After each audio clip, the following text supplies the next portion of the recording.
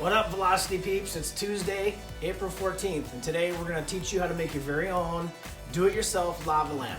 And in the process, we're going to learn some science.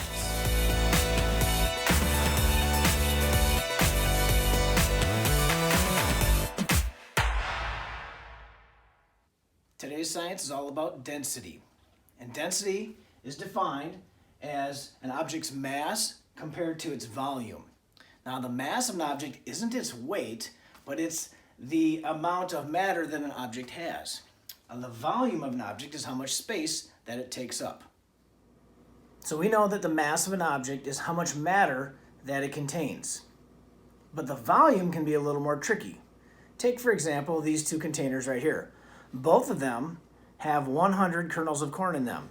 And you can see that the volume that they take up inside of this container is different. So, here are a couple ways you can change the density of an object. The first one is by changing its temperature. For example, water. As you cool water, you can change its density.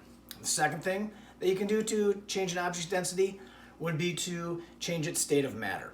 Obviously, we changed the volume of this popcorn when we popped it. So, one of the best ways to observe density in action is by examining water. For example, objects that are less dense than water will float. Objects that are more dense than water will sink. Let's take a look at that.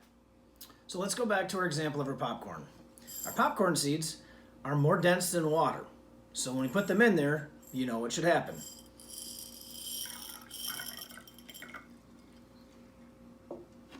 Compared to our popped popcorn,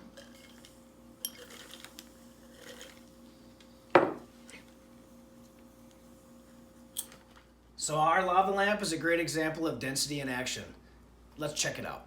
So the materials that you need for this experiment are pretty simple. You need about a quarter cup of water. You need some vegetable or cooking oil, food coloring, and some Alka-Seltzer tablets. Next step, you're going to pour the oil into the water. That looks pretty cool all on its own. You're going to notice right away that the oil and the water do not mix very well. And that's because the water molecules are not attracted to the molecules of the oil. Step number 3, add 2 or 3 drops of food coloring of your color choice. So the molecules of the food coloring are going to slowly diffuse through the oil-water membrane near the bottom of the jar. The final step is to add your Alka-Seltzer and watch what happens. Now, one of the amazing things about the Alka-Seltzer is that it's adding carbon dioxide bubbles to our mixture. And the water molecules are clinging to that carbon dioxide and rising to the surface. And when the bubbles reach the surface and the carbon dioxide dissipates into the air, the water molecules in a ball seep back down to the bottom, creating the one and only lava lamp.